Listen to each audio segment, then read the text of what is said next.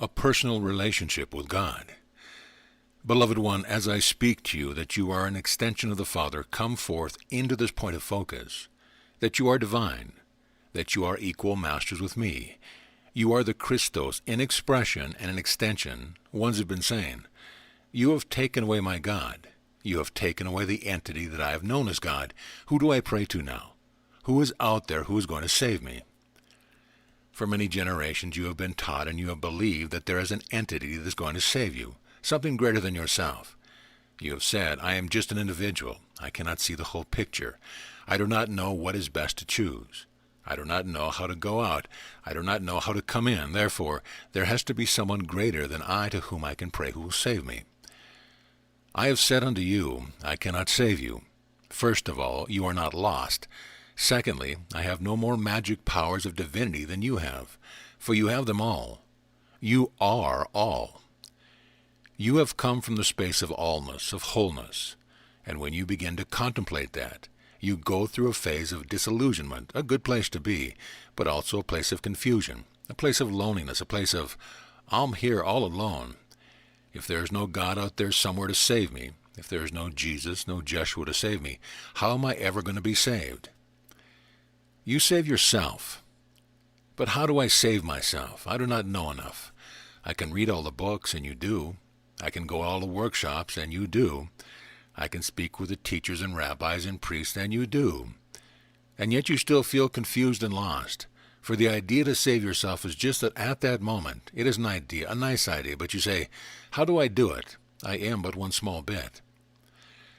Now, truthfully, we have spoken to you over and over and over that there is no separation. You see yourself to be individual, yes, because that is what the body tells you.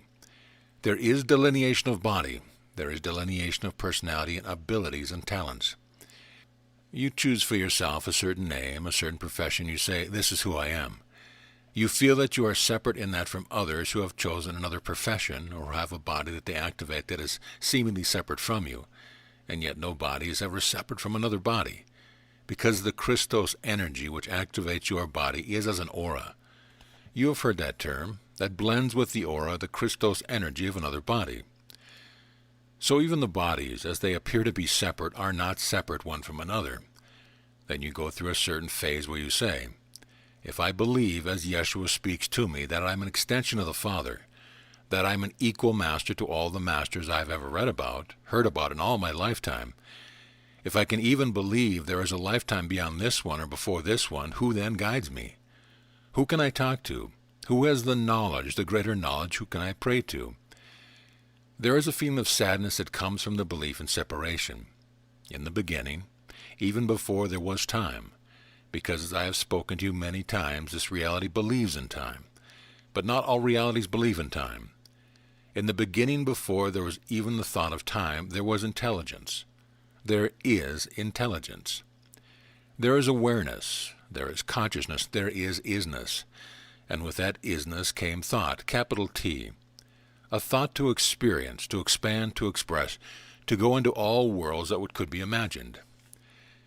We have spoken how you have created the various constellations, and you have played in different ones. When you reached a place of feeling completion with certain experiences on other planets and other constellations, you came, and as a joint effort, for there is no separation, you brought forth our Holy Mother, the Earth.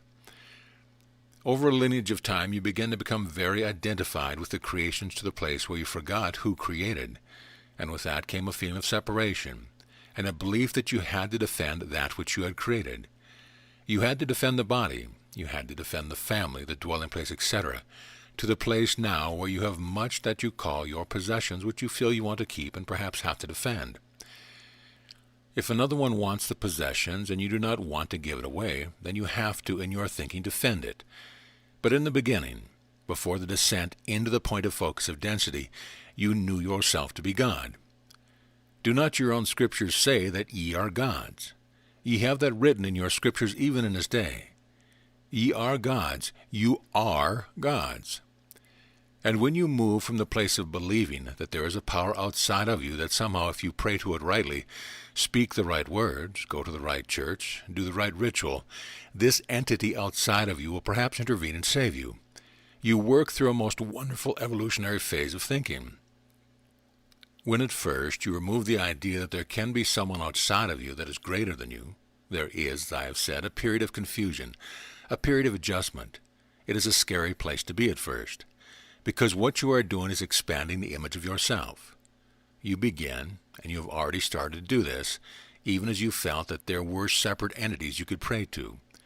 You have begun to expand what you feel reality around you can be, and you pray to all the various masters, guides, teachers, and angels, anyone that you feel is around you that you can pray to. And this is a very good step, but it is just that. It is a step. The next part of the step is to realize, I am they. There is no separation. I am the God that I seek. I, as I understand myself to be individual, am a point of focus. Now we have spoken many times of the soul group, and we have spoken of how you are a point of the soul group, that you are the one who has said, I will go point in this lifetime. I will be the point, and all the rest of the soul group is backing you up. So what you do is you allow yourself to expand your self-image from the lowercase s to capital S. Allow yourself to feel, okay, I am perhaps as big as my aura. Start with that first. I am the godhood of my aura. Then you begin to say, but where does it stop? Is it 4 inches away from the body? Is it 6 inches away from the body? Is it maybe 2 feet, 3 feet? Maybe all the auras overlap, and they do. This is why you, as a sensitive one, can feel energy when you walk into a room. Or even if you do not physically walk into the room, you can feel the energy shifts and changes in your world. There is much that is shifting and changing. You may count it all as good. For in truth, as you till the soil, you have to turn up the rocks. And that is what is happening now. The soil is being tilled for a new crop. And in that tilling, there is going to be much of the upheaval. It has to be so for the new crop to be planted and to grow in a healthy manner. So you're going to feel some of those changes, and you are going to want to know, who? Where is my God? I want to have a personal relationship with God. You have been asking that for a long, long time. You have sought God in the mountains. You have sought God in the valleys, in the trees, and all of nature, forgetting that you are the one who brought forth all the nature in the first place. Your self-image is expanding. You are beginning to understand that the personal relationship with God that you desire is always there, has always been there, does not require that you sing certain hymns or hers, that you do certain rituals, that you go to approved places of worship or worship. You do not have to fulfill any requirements of living so many lifetimes as a servant in order to then say, okay, been there, done that, completed, now I want to be master. You as God are already everything. Allow yourself the personal relationship with yourself. Begin to understand that all of the supposedly separate entities you have prayed to in the past are aspects of you, which they are. You have set certain ones above you. You have said, well, they are wiser than I am. Or you have said, perhaps they are not wiser, but they have a better viewpoint. They can see more of the whole than I can. Therefore, they must know more than I do. So you call them up on your World Wide Web, you type in their name or whatever. You can do this physically with the fingers, you can do it mentally with the masters you revere. Just call them up and say, how does it look from your perspective? You breathe, you allow. You are beginning now to understand your godhood, not your humanhood. That you do not understand either, but that's another topic. You are beginning to understand your godhood, how great you are, and you begin to put yourself personally into that space. If you were to imagine a most wonderful circle of light, a spotlight, and you are standing outside of the spotlight, and in the belief in separation you believe that it is there, you are here, but you would like to be in that spotlight. Well, there is nothing holding you back from moving over into the spotlight. Or if you want, you can do a bit of finger crooking and bring the spotlight over to you. All power is given unto you. So you are now in the spotlight, in the circle, and you begin to understand that the spotlight itself does not have the limitation. As you stand in that spotlight, you begin to feel the radiance of it expand, and you expand in it as well, to the place where you do not know boundary. All you know is the radiance of the Christ, unlimited. You feel yourself personally involved in that relationship because you have placed yourself personally in the middle of that spotlight, and all around you is the personal relationship with God. The more you do that, the greater the understanding of the circle grows in your awareness. Now, as you play with that, The God that you have prayed to lifetime after lifetime, the God you have prayed to sometimes you have felt did not hear you, fades into the distance. It becomes as a no thing. It becomes as it truly is, an untruth, because that God, as an entity, is limited. That God, which has been believed in for so long and been put forward by your religious leaders for so long, has never existed.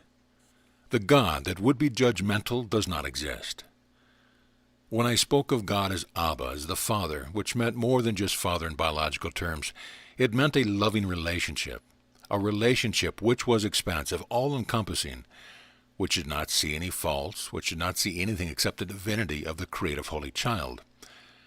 I tried to explain as best as could be expected in that time that God is not an entity separate from you. God is in the mountains, yes. God is in the valleys, yes. God is in the trees, yes. God is everywhere. Anywhere you put your consciousness, not even limited to this reality, but anywhere you put your consciousness, anywhere, everywhere, God is and you are. You have a personal relationship because you have chosen now to awaken to it, and you have said, I will personally put myself in the light. I will allow the spotlight to be on me. And I will come to know that spotlight to be all-encompassing and not even limited to what I understand in this moment. It is not even limited to that. I leave it open.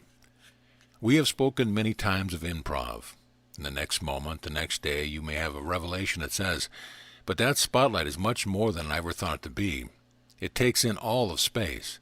It takes in everything that has ever been thought of or ever will be thought of. It takes in what your scientists and philosophers now call the string theory of energy, where everything that is manifest comes from. Now they have gotten this far with it, that it comes from sparks of energy which are as strings. Some of these strings are as strings that just dangle. Some of them are more as rubber bands. They shift, they change. Your philosophers are not quite sure why they do this, but they have their formulas to prove the strings.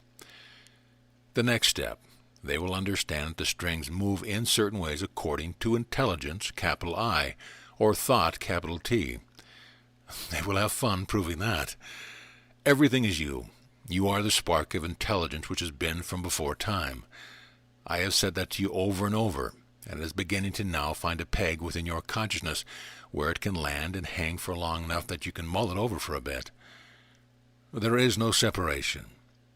You are all. You are an extension of the one Creator. You are divine, and your personal relationship with God is that you are all.